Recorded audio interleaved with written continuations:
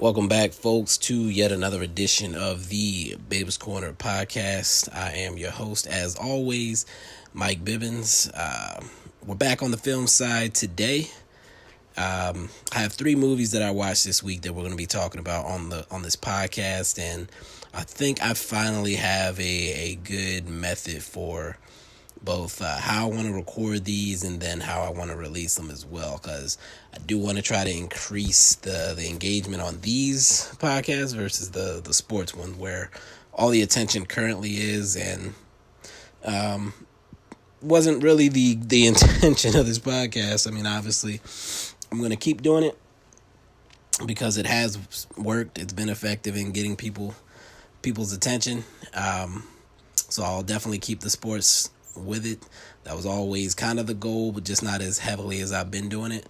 But I do want to try to get some of those eyes over to the movie side. So again, this week we have three movies. First one was Lucky Day, which was released on Hulu this week. It's actually a 2019 movie. Project Power is on Netflix. Obviously, that was the big movie of the week with Jamie Foxx and Joseph Gordon-Levitt. And then the third movie I watched was Kevin James' movie Becky. And that movie I had to rent on Prime Video. Feels good to actually pay for movies from time to time, so still do it. But Becky, Prime Video movie featuring Kevin James as a villain, so I definitely had to check that out. Part of my new format is to give the elevator reviews. So if you've read any of my reviews on my website, I try to give you like a quick 15-second or less type of review at the top, because I'm very anti-spoilers when it comes to my reviews. I don't like to give away things, but sometimes when you get into the nitty-gritty of a deep review, there's going to be some things you have to give away. So at the front, I like to give that little elevator review, tell you, hey, don't read beyond here if you've heard it, if you don't want to be spoiled, don't want anything spoiled for you. So I'm going to do that right now in the cold intro for each movie. Then we'll take the break, and then I'll come back with a more in-depth review. So first things first, Lucky Day. So Lucky Day, first thing that struck me when I watched it was that it had strong Pulp Fiction vibes. It's a bloody movie. It implements humor into its bloody moments. It's a solid story at the end of the day. May be too absurd for some viewers. But basically it follows like one guy who's just getting out of prison. And then it follows an assassin who apparently is looking for him and trying to find him. So that's kind of the quick review for Lucky Day. I'll get into the more in-depth after the break. The second movie, Project Power. Again, that was the Jamie Foxx, Joseph Gordon-Levitt movie on Netflix. Quick review. It has great visual effects. There was a breakout performance from Dominique Fishback, who plays the young girl who's selling the power pills. Overall, it was a fun movie. But don't go into that movie expecting like an amazing story that's going to blow you away in any way. Not quite on the old guards level, if you want to have a comparison there. And then finally, the third movie, quick review, Becky. It's a bloody movie also. It's very intense. Kevin James plays a villain who breaks out of prison and winds up at this kind of cabin in the woods type scenario with a family who's there just to get away from things, and he's looking for something that was in this house and basically has to hold them hostage while they're trying to figure out how they can escape. I thought it was a very well thought out movie. Every place where you would want to put a hole in the plot, they kind of have an answer for it. I definitely enjoyed it, and my mom did too, so that just kind of tells you the quality levels. My mom's not really a big action fan or anything like that, but she loves a good suspenseful crime thriller type movie. So again, that's the quick reviews. That's if you have a little bit of knowledge going in. I try to add a little bit more than I normally would for an elevator review, since some of these movies you may not have ever heard of. But more in-depth reviews coming after the break.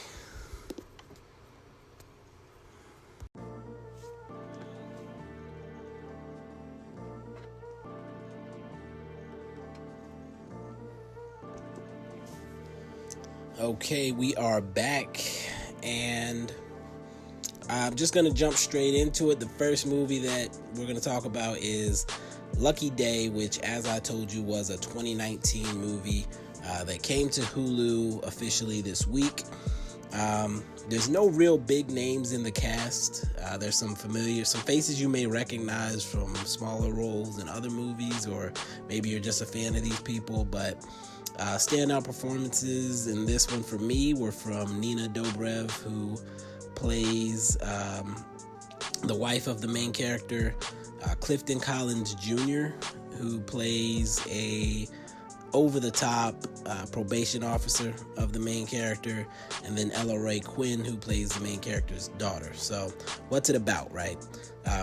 The first thing, like I said, that struck me about this movie was that it had very, very strong Pulp Fiction vibes. And I say that as a person who not really a fan of Pulp Fiction necessarily. I didn't watch it until like maybe 5 years ago. But definitely has a very distinctive vibe about it. And this movie, right away, I kind of felt that. I didn't confirm until right before I went to record this podcast that the writer of this movie was actually the co-writer of Pulp Fiction. So obviously the Pulp Fiction vibes were clear and not copycatting, because it was the same person that wrote Pulp Fiction.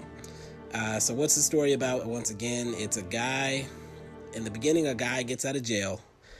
He's been waiting to get out of jail for a while. He gets out of jail, meets with his wife. They rekindle the flame, if you will.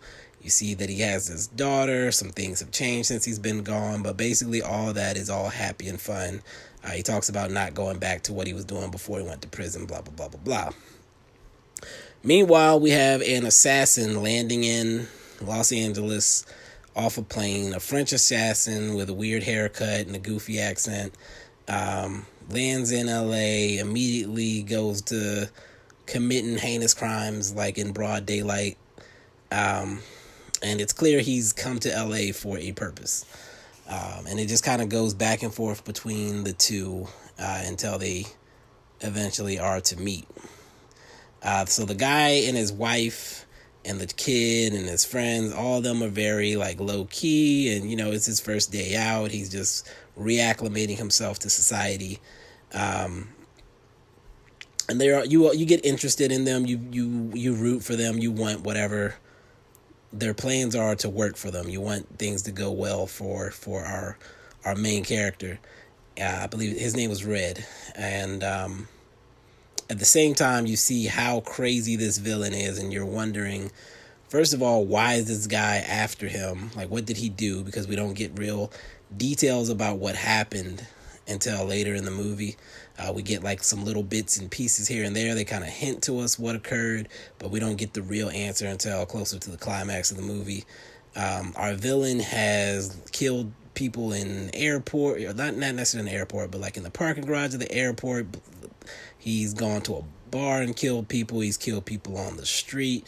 Like, he's just mad reckless. Like, he could not care less who sees him or who catches him. He's just out here just killing everybody. And again, over the top accent, goofy, he's funny. Like, it's meant to be humorous, but also sinister and scary. Like this guy is a clown, but he also might kill me type of vibes. So, things in this movie do get very bloody. Like, there's one scene where a guy, without any other context, a guy gets his head blown off while he's running, and he keeps running, and like with blood like squirting out of where his head used to be, type of thing. So again, very, very bloody movie. I'm not a big fan of that type of content, the extra bloody, gory type stuff. I can tolerate it if the story is good enough. But again, Tarantino, this guy, they apparently, they like the blood, and it is what it is. Overall, I thought Lucky Day was a pretty fun movie. It was entertaining. There was some stuff that was like over the top goofy that, if you're a serious person or you can't take too much of the goofiness, it probably isn't going to be for you. There's some mild to moderate sexual content, really just I think when the guy first gets out of prison, there's like a quick scene with him and his wife where you see his buns, if you will. And then, like, later in the movie, there's a scene where you don't see anything, but you hear, like, something happening in the background. And it's supposed to be humorous, but at the same time, it's kind of rough to when you get the context. But yeah, other than that, the real problem for as far as like why it's rated R is probably the content, some of the language, the content as far as like the blood and violence. Um, Again, I thought it was okay. I'm not sure where I'm gonna rate it quite yet. It'll end up in my every movie from 2019 ranked list on my website. But if you want an idea of how the critics and the audience on Rotten Tomatoes rated it, it currently has just a 10% fresh rating from Rotten Tomatoes critics and a 49% fresh rating from the general public. So, not great on the rating scale. 49% fresh from regular audiences means it's kind of here or there. 50% like it, 50% don't. So, again, I think it just depends on who you are. And again, if you like Pulp Fiction, then it's probably very much up your alley. The next movie on our list is Project Power. That was the big release of the week. I wrote a review for Netflix Life on this one if you want to check that out. If you want the link, just hit me up on Twitter at BibbsFilm or at Bibbs Corner or at MBibbs. Just hit me at any of my accounts. I'll get you the link if you need it. But this was the movie with Jamie Foxx, Joseph Gordon-Levitt, and then it has like a lot of other familiar faces in smaller roles as well. So, again, big blockbuster type movie. What's the story? A new drug has hit the streets of New Orleans that gives the taker abilities, super powered abilities for 5 minutes. If they're lucky, there's also the possibility that taking this pill could kill them. We find out that during the course of the film, that this drug is being pushed by the government in some way, shape, or form, and they're testing it in like inner cities to try to get it perfected before they can sell it to foreign buyers. So the main characters of the film are Dominique Fishback, who plays a high school girl who's selling these pills to try to raise money to buy her mother's medication because they don't have insurance. Joseph Gordon-Levitt is a cop who kind of is like a not by the books type of cop who's helping the girl out in some ways because she's supplying him with the pills that he's taking to become a super cop, if you will. And then Jamie Foxx is chasing the suppliers because they took his daughter from him years ago, I guess, and before they started making these pills. And then you get his backstory, how they got his daughter, why they took his daughter, etc. and so forth. In this movie, I thought they did a great job with the visual effects for the powers. The only one I thought was questionable was the quote-unquote invisibility, which was really more like a chameleon or camouflage type situation where you basically reflect whatever is around you type of thing. And that makes more sense when they show later that all the abilities are tied to animals in nature. So this is something that was gleaned from like an octopus, to where they can change their colors based on their surroundings. The movie is funny. There's one scene in particular that my mom was dying at, and it was pretty hilarious, where Joseph Gordon-Levitt's character breaks into the house of Dominique Fishback with her mom and pretends to be her boyfriend. And if you weren't clear, Dominique Fishback is a black girl, so her mom is a black woman. And the skinny white dude comes out of the bathroom, who she's never met before, and starts pretending to be her boyfriend because she's being questioned by federal authorities, if you will. And so then when they start to question him being there, he's like, you're saying that I can't be in love with this beautiful black woman type thing. And he's got this fake accent going. It was hilarious. And then he like pulls out his camera phone to start recording them. Like, you know, that you've seen the videos of people trying to cause a scene with authorities and blah, blah, blah. So that whole scene was funny, but there's little moments like that. One fun element for me they kind of probably took this movie to another level that it wouldn't have gone to had I not made this discovery at the time that I did. The character played by Dominic Fishback is a young girl who wants to be a rapper, and she's actually very talented. And it was funny because in one of the scenes where they show her in school and they show her rapping, her classmate slash friend is the new young up and coming rapper just named to the XXL freshman list, Chica. And I actually just learned about her like within the past week. I saw like a Tiny Desk concert with her, and I was like, yo, this girl can rap. Let me check out her stuff. I downloaded like her EP and a couple singles, and I've been like playing them all week. And then, of course, at the end of the week, I see her in this movie. It's like perfect timing. I don't know if it was just her, the way she was marketed, that this all fell together like this with perfect timing, but it was great. It kind of took the movie to another level for me. And, of course, I was speculating based on the way that Dominic Fishback's character was rapping that they probably had Chica write her. I don't know if it's Chica or Chica. I'm sorry. They probably had her write her lyrics. And that's confirmed at the end of the movie. They say lyrics provided by Chica. And most likely she was brought on as a consultant for the film, and they likely gave her that cameo as like part of the deal, if you will. But it was fun. I enjoyed it. Took the movie to another level for me. And then like at the end of the movie, there's a song with both the character and the actual rapper like rapping. She puts out a single, and she like features the actual rapper played by who was in the movie. I don't know, that I just confused myself with the way I described that. Dominic Fishback's character like puts out a single or something, and it's featuring Chica there. So anyway, the movie's fun. The visual effects are cool. The thing that I think some people didn't like, and the reason it's not blowing up like it could, the story's not really that unique or inventive. And then there are a lot of little things where something crazy is introduced to a character, or two characters meet for the first time and they just kind of accept things that the other is telling them way too easily.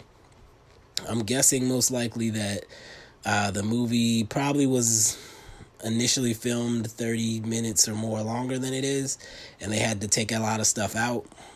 But basically it kind of hurts the flow in that sense. And then you don't really get as into the story as you could, or the meat of the story as you could, because they had to spend so much time during setting up the whole idea and then getting to the big finale type thing at the end.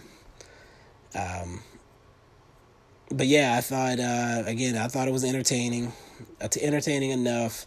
Good movie to throw on if you're trying to having a family movie night and bored, whatever the case may be. As far as the critics, the Rotten Tomatoes critics gave it a 61% fresh rating, which makes it fresh. And then the audience has it at 57, which is right below the fresh threshold of 60. So, again, another movie that could kind of go either way depending on who you are and what you're looking for. If you're expecting some deep, earth-shattering story, you're not going to get it. If you're going to be entertained by visual effects and some laughs, then have at it. That's pretty much all I have to say about that one. And then finally, we move to our last movie of the week, and that is Becky. So, Becky is a movie I had been hearing about within the critic circles. I was on some lists of top movies of 2020 when I was putting together my hit list for movies I needed to see. And then my cousin posted about it on Facebook a couple weeks ago, and I was like, all right, let me go ahead and get this movie off my list just so I can stop hearing about it and anticipating it. And always the picture for it, and then just seeing Kevin James on the cover as this villain kind of made it hard for me to hit play until this week. But he actually did a pretty good job with his role. Besides Kevin James, you have Joel McHale in the movie as well. And then Lulu Wilson plays Becky. She's been in movies like Ouija, Origin of Evil, and Annabelle Creation. And then she had a small role in The Haunting of Hill House. So she's been around horror for a while. Apparently that's her thing. For now, she's young. She's only 15, so I finally have a lead in a movie who's under 18 for my awards for next year, because I've been lagging on the under 18 people to nominate. So she'll be the first added to that list, and I have some work to do on finding some other young leads this year. So what's the movie about? So the film starts with Becky being interrogated, and so you know from the beginning that she survives whatever's about to happen. Then they hop back in time, and you see Becky getting out of school, and her father picks her up, and they're going on a little bit of a road trip. They get there, and she thinks it's just going to be him and her, but then his new girlfriend shows up. So she's a teenager. Obviously, you learn that her mother had passed away, and so she's still dealing with that. And now she's got to deal with her father introducing this new woman into her life. And, she's not very excited about that situation, as most teenagers would not be in that case. I can speak from experience on that. So she's dealing with that. And then meanwhile, we're going back and forth between her and then Kevin James' character, who's in prison. We see him orchestrating somebody getting shanked in the yard. And then we watch him, as he's being transported from one facility to another, stage a setup to basically get himself free. While Joel McHale's character, who plays the father of Lulu Wilson's character, Becky, while they're traveling, they stop at a store, and you hear on the news that some inmates have escaped. They've killed some guards, blah, blah, blah. So you can see that those two things are happening simultaneously. At the cabin, Becky runs off into the woods to hide in some little shed that she's got out there, to vent and be a teenager. And while she's out there, Kevin James and his crew show up at the house, and they are looking for something. Things get interesting from there. Kevin James has to take everybody hostage. Then he realizes there's this girl out there, and he's got to take care of her. And at this point, Becky has realized what has occurred, and she is mad at everything. She tries to outsmart him at one point. There's very Macaulay Culkin vibes with Becky, like a more bloody version of Home Alone, in a sense, with how she decides to deal with these villains. And you just kind of root for her, because here's this girl who's lost so much, and she's dealing with a lot, the teenage angst factor, and she's getting this opportunity to let out all the rage that she has bottled up in her over losing her mother. And it becomes like it's very bloody. There's one scene where I actually had to cover the screen, like not look at it, because it was kind of rough to watch. But overall, fun story, great pacing. Kevin James as a villain was actually way more fun than I expected it to be. There's not a lot of negative things I could really say about the movie besides the gore. If you like those kind of intense thrillers where, there's a hostage situation, you don't know what's going to happen type of thing. You got criminals who are capable of anything. I definitely would recommend this movie. Again, the only thing that can really ruin it for you is if you are not a fan of like bloody, gory type scenes, which I'm usually not, but again, I'm still willing to recommend this movie. As far as the critics and the audience, Rotten Tomatoes critics have this one at a 70% fresh rating, and then the audience has it at a 60% fresh rating. So this is the only movie of the three that we looked at this week that has a both net positive rating from both the audience and critics. So again, I rented it on Prime Video. You can get it on Vudu, Fandango Now, or Apple to rent or buy. Definitely, like I said, it's a movie I would check out. I'm probably going to nominate Lulu Wilson for young lead for sure. And I may even throw Kevin James in there for fun as a... I'm not sure if he'll be a lead or supporting. And then there's one other character. I won't get into the details about him, but there's one other character I enjoyed. I've seen him in a lot of different things, but never in a role where he got to really have a personality, and that's Robert Maillet, Maillet, plays Apex, who is like Kevin James' right-hand man.